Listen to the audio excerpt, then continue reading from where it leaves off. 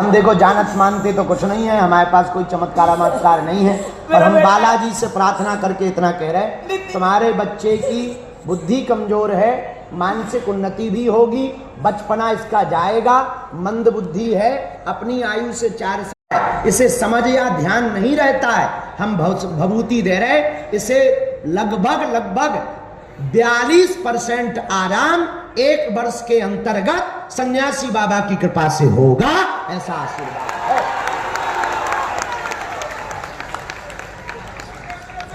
आपके लिए एक लाइन हमको ये भाषा समझ में नहीं आई। गीत गाना है 1 लाइन हमारे लिए, गिट्टा गोटा भाषा कोई गाना गा दो, खड़े होकर माया मुंह करके।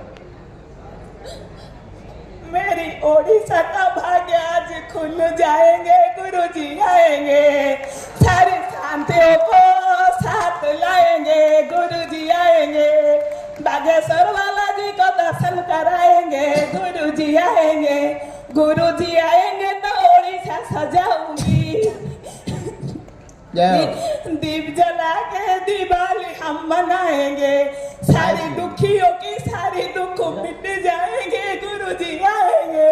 रामचंद्र भगवान की।